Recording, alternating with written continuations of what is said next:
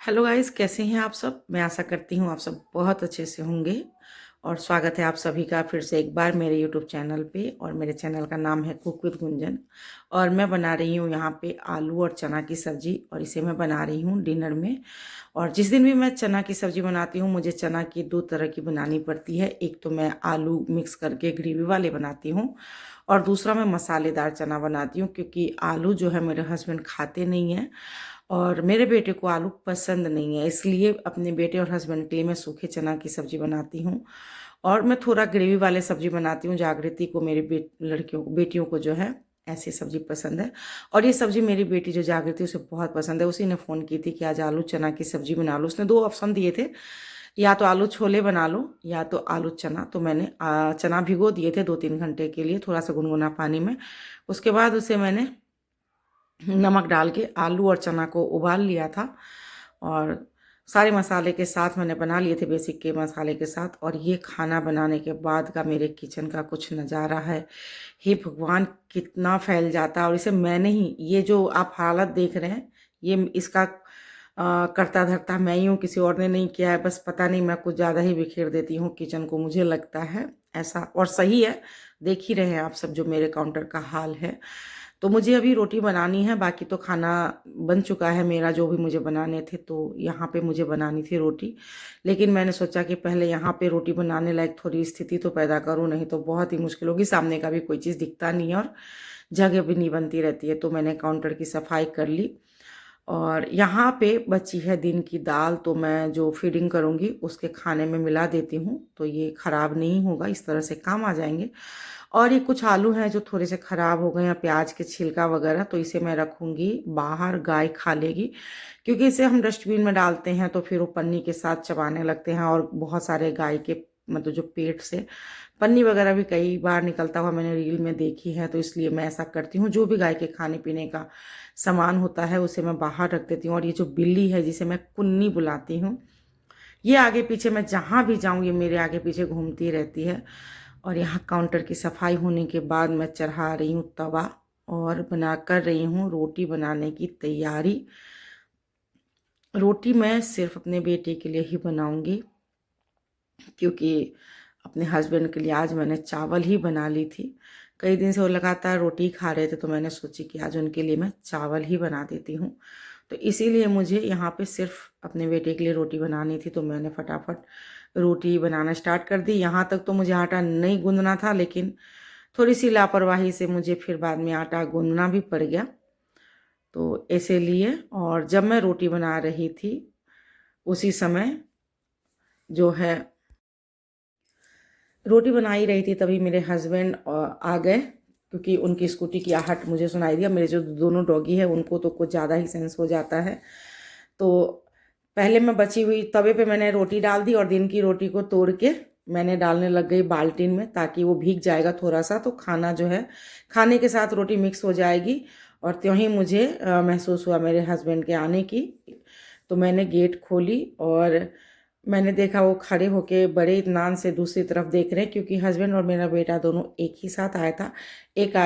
दोनों आगे पीछे ही, थोड़ी देर के मतलब 1-2 मिनट के ही आगे पीछे आए थे। तो मैंने देखी मेरे हस्बैंड घर में आने के बजाय बड़ी गौर से देख रहे हैं, तो मैंने सोचा कि क्या देखूं। और ये सिम्बा, पीछे से सिम्बा सोनू भी भाग के आए, क्योंकि इनको शिवम के आने का पता चल गया। और वो इसलिए इतने गौर से देख रहे थे क्योंकि शिवम जो है मेरा बेटा बहुत ही तेज़ स्कूटी चला के आता है। इतना मना करने के बाद भी वो नहीं सुनता रहता है, और गाड़ी वगैरह जो है थोड़ी स्पीड में चलाता है।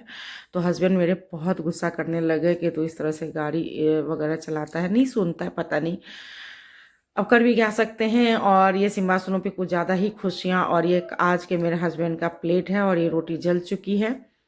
मेरे हस्बैंड डिनर करने के बाद जो हम फीडिंग करने जाएंगे, तो उसका खाना भीगने के लिए डाल रहे हैं, ताकि वो थोड़ा सा भीगा भी रहेगा। भीगने में भी उसको 10-15 मिनट लग जाते हैं। और अब हम सब निकल चुके हैं फीडिंग के लिए। हमारे बच्चे हमारा इंतज़ार कर रहे हैं। जो स्ट्रीट डॉग है, मैं उनकी बात कर रही हूँ। ये देखिए, बहुत इनको एक टाइम खाना ही देख के कितने खुश हो जाते हैं, और बड़ी ही खुशी से खाना खाते हैं। ये देखिए, और हम सबको कुछ नहीं, बस बहुत सुकून मिलता है इनको खाना खाता हुआ देख के। अब हमारी आपकी मुलाकात हो रही है नेक्स्ट मॉर्निंग, और यहाँ मैं पैक कर रही हूँ अपने बेटे का लंच।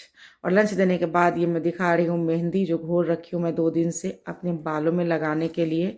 और आज मैं इसका कल्याण कर ही दूंगी, मैं बाल में मेहंदी लगाऊंगी, लेकिन इससे पहले जो है मुझे अपने हैंड वॉश करने थे।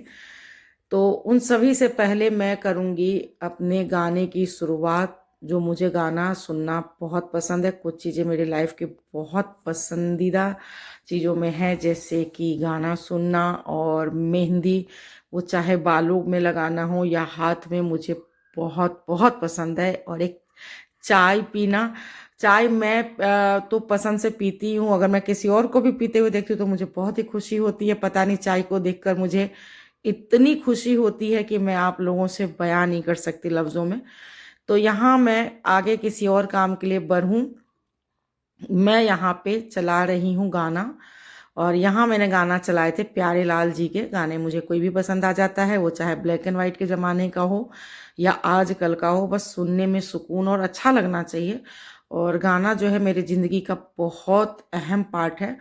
और यहाँ पे मैं चल दी नहाने के लिए, क्योंकि मुझे लगाने थे मेहंदी, तो इसीलिए। और मैं नहा के आ चुकी हूँ और सबसे पहले मैं साफ़ करूँगी बिस्तर जो फैले हुए हैं उसे, क्योंकि थोड़ा काम मेरा रह रहा था। और नहा मैं इसलिए ली जल्दी पहले, इन सबसे पहले, क्योंकि मेरे बाल थोड़े सूखते, मैं मेहंदी तभी लगा पाती, और अभी ठंडी का मौसम है तो इतनी जल्दी सूख भी नहीं पाता।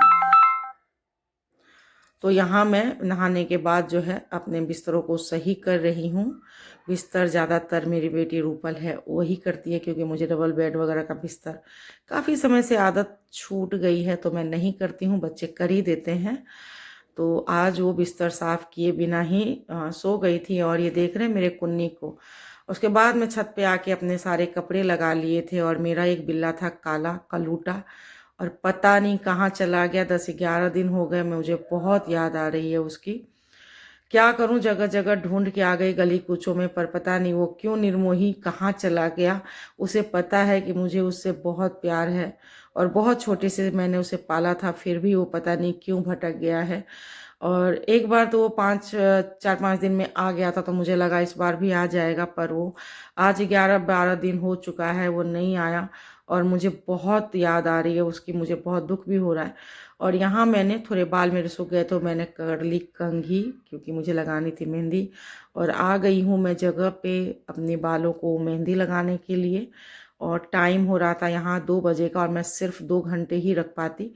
इससे ज़्यादा लगा के मेहंदी लगा के बैठना बहुत ही मुश्किल होता मुझे, इसलिए मैंने 2 घंटे लगाए। वैसे तो मुझे काम वाम पहले लगा लेती हूँ, सुबह और काम रहता है तो मैं 4 घंटे भी होल्ड कर लेती हूँ, पर इस समय मेरे पास फ़िलहाल इतना कुछ करने को था नहीं और मैं कर भी नहीं पाती। तो मैंने लगा लिए मेहंदी, और 2 घंटे के लिए मैंने इसको छोड़ दिया रेस्ट पे ओनली। 2 आवर्स ही रखा। उसके बाद हैंड वॉश, और ये जो मेरा वॉश फेशियल है, हाथ भी मेरे लाल हो गए, तो थोड़ा मैंने सोचा कि देखो इसको हैंड वॉश से साफ़ करके, पर ये तो 2-3 दिन लगाएगा जाने में। और यहाँ मैंने हैंड वॉश करने के बाद अपने वॉश फेशियल की कर ली सफाई। और इस वीडियो में, इस ब्लॉग में मैं यहीं तक कंप्लीट करूँगी। आगे के नेक्स्ट ब्लॉग में आने के लिए मुझे लेनी होगी आप लोगों से इजाज़त। तब तक के लिए दीजिए take care and bye bye. और यहाँ पे मेरी मेड जो है